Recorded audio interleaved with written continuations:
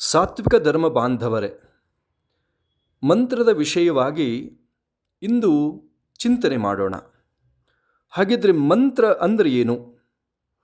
ಅದಕ್ಕೆ ಶಾಸ್ತ್ರಗಳು ಹೇಳ್ತಾ ಇದ್ದಾವೆ, ಮಂತ್ರ ಶಬ್ದ ಸಂಸ್ಕೃತದ ಮನ ಧಾತುವಿನ ಪ್ರತ್ಯಯದಿಂದ ಇದು ರಚನೆಯಾಗಿರುತ್ತೆ.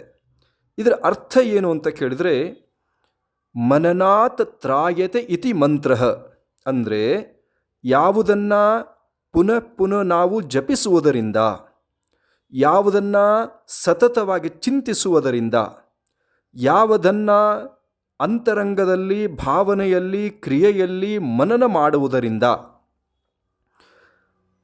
ನಮ್ಮ ಮನಸ್ಸಿನ ಶಾಂತಿ ಸಿಗುತ್ತೋ, ಮಾನಸಿಕ ದುಃಖ ದೂರವಾಗುತ್ತೋ, ಭಯ ದೂರವಾಗುತ್ತೋ, ಆನಂತರದಲ್ಲಿ ಶಾಂತಿ, ನೆಮ್ಮದಿ, ಆರೋಗ್ಯ, ಸದ್ಭಾವನೆಗಳು ದೊರೆಯುತ್ತೋ, ಆನಂತರ ಮುಕ್ತಿ ಲಭ್ಯವಾಗುತ್ತೋ, ಅದಕ್ಕೆ ಮಂತ್ರ ಅಂತ ಕರ್ಕೊಂಡು ಬಂದಿದ್ದಾರೆ.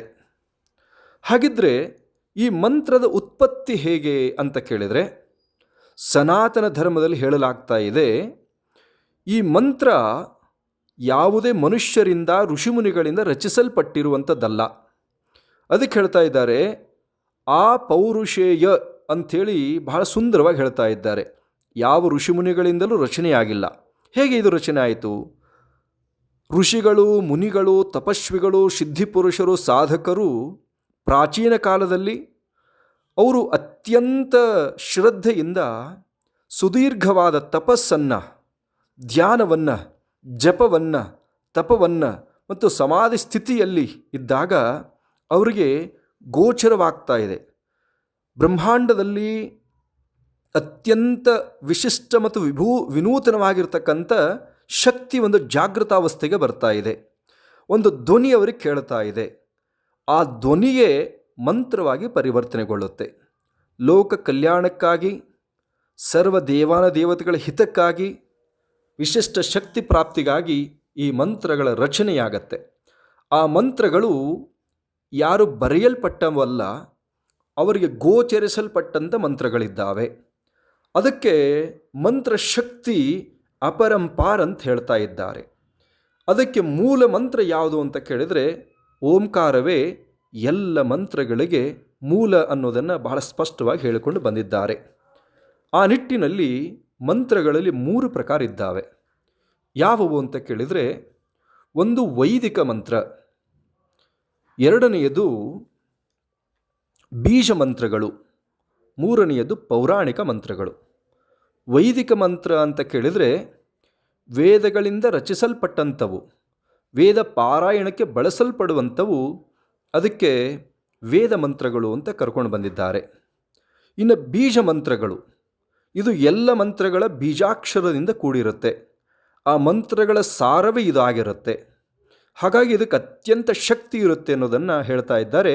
ಅದಕ್ಕೆ ಹೇಳ್ತಾರೆ ಬೀಜ ಮಂತ್ರಗಳು ಅಂತ ಕರ್ಕೊಂಡು ಬಂದಿದ್ದಾರೆ. ಇನ್ನು ಪೌರಾಣಿಕ ಮಂತ್ರಗಳು ಅಂದರೆ ದೇವಾನುದೇವತೆಗಳನ್ನು ಸ್ತುತಿಸಿ ಪಾರಾಯಣ ಮಾಡಿ ಅವರ ಮನಸ್ಸಂತೋಷಪಡಿಸುವಂಥದ್ದು, ಅವರ ಆಶೀರ್ವಾದವನ್ನು ಪಡೆಯಲಿಕ್ಕೆ ಬಳಸುವಂಥ ಮಂತ್ರಗಳೇ ಪೌರಾಣಿಕ ಮಂತ್ರಗಳು ಅಂತ ಕರ್ಕೊಂಡು ಬಂದಿದ್ದಾರೆ. ಹಾಗಿದ್ರೆ ಈ ಮಂತ್ರಗಳ ಪಾರಾಯಣದಿಂದ ಆಗುವಂಥ ಪರಿಣಾಮಗಳೇನು? ಮನಃಶಾಂತಿ ಮತ್ತು ಆತಂಕ, ಒತ್ತಡಗಳು ದೂರವಾಗತ್ತೆ. ಆನಂತರ ಮನಸ್ಸಿನ ಏಕಾಗ್ರತೆ ನಿರ್ಮಾಣಗೊಳ್ಳುತ್ತೆ. ನಂತರ ಮನ ಕೇಂದ್ರೀಕೃತಗೊಳ್ಳುತ್ತೆ. ಆನಂತರ ಸಕಾರಾತ್ಮಕ ಚಿಂತನೆಗಳು ಜಾಗೃತೆಗೆ ಬರುತ್ತೆ. ಆನಂತರ ಸುತ್ತಮುತ್ತಲ ವಾತಾವರಣ ತಿಳಿಯಾಗತ್ತೆ. ಮತ್ತು ಪ್ರತಿಯೊಂದು ಹಂತದಲ್ಲೂ ಕೂಡ ಭವಬಂಧನಗಳಿಂದ ಮುಕ್ತಿ ಲಭ್ಯವಾಗತ್ತೆ, ಇಷ್ಟಾರ್ಥಗಳು ಪ್ರಾಪ್ತಿಯಾಗತ್ತೆ. ಇದು ಮಂತ್ರಕ್ಕೆ ಇರುವಂಥ ವಿಶೇಷ ಶಕ್ತಿ ಎನ್ನುವಂಥದ್ದು. ಒಂದು ಉದಾಹರಣೆ ಮುಖಾಂತರ ಹೇಳೋದಾದರೆ, ಕೈಲಾಸದಲ್ಲಿ ಶಿವ ಮತ್ತು ಪಾರ್ವತಿಯರು ಅನೇಕ ವಿಷಯಗಳನ್ನು ಕುರಿತು ಚಿಂತನೆ ಮಾಡ್ತಾ ಇದ್ದರು. ಆ ಸಮಯದಲ್ಲಿ ಪಾರ್ವತಿ ಪರಮಾತ್ಮನನ್ನು ಕುರಿತು ಪ್ರಶ್ನೆ ಮಾಡ್ತಾ ಇದ್ದಾಳೆ.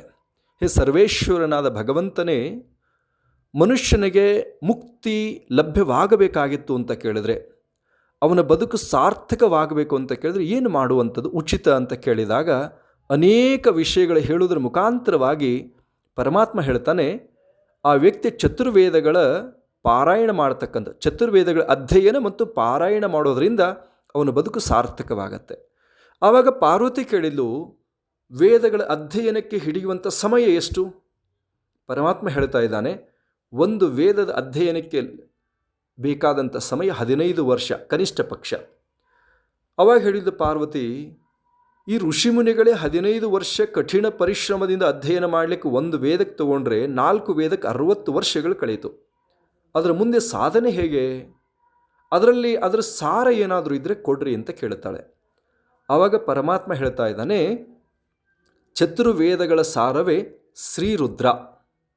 ಶ್ರೀರುದ್ರವನ್ನು ನಿರಂತರವಾಗಿ ಪಾರಾಯಣ ಮಾಡ್ತಾ ಹೋದರೆ, ಅಧ್ಯಯನ ಮಾಡಿ ವಿಧಿವತ್ತಾಗಿ ಶಾಸ್ತ್ರೋಕ್ತವಾಗಿ ಅದನ್ನು ಪಾರಾಯಣ ಮಾಡ್ತಾ ಹೋದರೆ ಅವನಿಗೆ ಅತ್ಯಂತ ಶುಭ ಫಲ ಲಭ್ಯವಾಗತ್ತೆ. ಆವಾಗ ನಂತರ ಪಾರ್ವತಿ ಕೇಳಿದ್ಲು, ರುದ್ರವೂ ಕೂಡ ಬಾರದಿದ್ದಲ್ಲಿ ಅದರ ಸಾರವನ್ನು ಕೊಡಿ.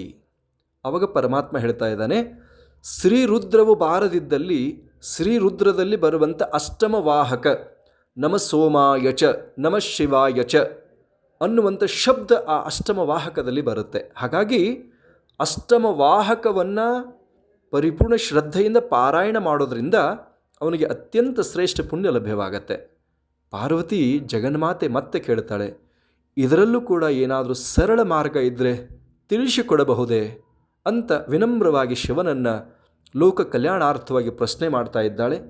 ಆ ಸಂದರ್ಭದಲ್ಲಿ ಬಹಳ ಸುಂದರವಾಗಿರ್ತಕ್ಕಂಥ ರೀತಿಯಲ್ಲಿ ಶಿವ ಹೇಳ್ತಾ ಇದ್ದಾನೆ, ಶಿವ ಪಂಚಾಕ್ಷರ ಮಹಾಮಂತ್ರ. ಶಿವ ಇತ್ಯಕ್ಷರ ದ್ವಯಂ ಅಂದರೆ ಶಿವ ಅನ್ನುವಂಥ ಶಬ್ದ ಇರುವಂಥ ಶಿವ ಪಂಚಾಕ್ಷರ ಮಹಾಮಂತ್ರ, ಬೀಜಾಕ್ಷರವಾಗಿರ್ತಕ್ಕಂಥ ಓಂಕಾರ ಸಹಿತವಾಗಿ ಅದನ್ನು ಪಾರಾಯಣ ಮಾಡೋದರಿಂದ ಅತ್ಯಂತ ಶ್ರೇಷ್ಠ ಫಲ ಅವ್ರಿಗೆ ಸಿಗುತ್ತೆ ಅಂತೇಳಿ ಅವಾಗ ಹೇಳ್ತಾ ಇದ್ದಾನೆ ಪರಮಾತ್ಮ. ಮನುಷ್ಯನ ಮೋಕ್ಷ ಮತ್ತು ಮುಕ್ತಿಗಾಗಿ ಚತುರ್ವೇದಗಳು, ಆ ಚತುರ್ವೇದಗಳ ಸಾರವೇ ಶ್ರೀರುದ್ರ. ಶ್ರೀರುದ್ರದ ಸಾರವೇ ಅಷ್ಟಮ ವಾಹಕ, ಅಷ್ಟಮ ವಾಹಕದ ಸಾರವೇ ಶಿವಪಂಚಾಕ್ಷರ ಮಹಾಮಂತ್ರ. ಅದಕ್ಕೆ ಹೇಳ್ತಾರೆ ಶಿವಪಂಚಾಕ್ಷರ ಮಹಾಮಂತ್ರ. ಸಿದ್ಧಾಂತ ಶಿಖಾಮಣಿಯಲ್ಲಿ ಜಗದ್ಗುರು ರೇಣುಕ ಭಗವತ್ಪಾದರು ಹೇಳ್ತಾ ಇದ್ದಾರೆ, ಎಂಥ ಮಾತು ಹೇಳ್ತಾ ಇದ್ದಾರೆ ಅಂತ ಕೇಳಿದರೆ, ಸಪ್ತಕೋಟೇಶು ಮಂತ್ರೇಶು ಮಂತ್ರ ಪಂಚಾಕ್ಷರೋ ಮಹಾನ್ ಬ್ರಹ್ಮ ವಿಷ್ಣುವಾದಿ ದೇವೇಶು ಯಥಾಶಂಭೋ ಮಹತ್ತರಃ. ಹೇಳ್ತಾ ಇದ್ದಾರಂದರೆ ಏನು ಅಂತ ಕೇಳಿದರೆ, ಸಪ್ತಕೋಟಿ 7 ಕೋಟಿ ಮಹಾಮಂತ್ರಗಳು, ಬೀಜಾಕ್ಷರ ಮಂತ್ರಗಳು 7 ಕೋಟಿ ಮಂತ್ರಗಳಿದ್ದಾವೆ. ಆ ಎಲ್ಲ ಮಂತ್ರಗಳಿಗೆ ಶಿಖಾಮಣಿ ರೂಪದಲ್ಲಿರುವಂಥ ಮಂತ್ರವೇ ಶಿವಪಂಚಾಕ್ಷರ ಮಹಾಮಂತ್ರ ಅನ್ನುವಂಥ ಮಾತನ್ನು ಬಹಳ ಸ್ಪಷ್ಟವಾಗಿ ಹೇಳಿಕೊಂಡು ಬಂದಿದ್ದಾರೆ. ಅಂಥ ಶಿವಪಂಚಾಕ್ಷರ ಮಹಾಮಂತ್ರವನ್ನು ಗುರುಮುಖೇನ ಉಪದೇಶವನ್ನು ಪಡೆದು ನಿರಂತರವಾಗಿ ಜಪ ಮಾಡ್ತಾ ಮಾಡ್ತಾ ಮಾಡ್ತಾ ಹೋದರೆ ಅವರ ಬದುಕು ಪಾವನವಾಗತ್ತೆ, ಅವರ ಜೀವನ ಉದ್ಧಾರ ಆಗತ್ತೆ ಅಂತಕ್ಕಂಥದ್ದು. ಆನಂತರದಲ್ಲಿ ಶೈವ ಸಂಸ್ಕೃತಿಯಲ್ಲಿ ಶಿವಪಂಚಾಕ್ಷರ ಮಹಾಮಂತ್ರ, ವೈಷ್ಣವ ಸಂಪ್ರದಾಯದಲ್ಲಿ ವಿಷ್ಣುವಿನ ಮಹಾಮಂತ್ರ. ಅಂದರೆ ಆಯಾಯ ಸಂಪ್ರದಾಯದಲ್ಲಿ ಆಯಾಯ ಮೂಲ ದೇವತೆಗಳ ಮೂಲ ಮಂತ್ರಗಳ ಜಪದಿಂದ ಅವರ ಬದುಕು ಸಾರ್ಥಕವಾಗತ್ತೆ ಅನ್ನುವಂಥ ವಿಷಯವನ್ನು ಪ್ರಸ್ತಾಪನೆ ಮಾಡ್ತಾ ಆ ಮಂತ್ರದ ವಿಶೇಷತೆಯ ಬಗ್ಗೆ ಮತ್ತೆ ಮುಂದಿನ ಸಂಚಿಕೆಯಲ್ಲಿ ಚಿಂತನೆ ಮಾಡೋಣ. ಓಂ ಶಾಂತಿ ಶಾಂತಿ ಶಾಂತಿ.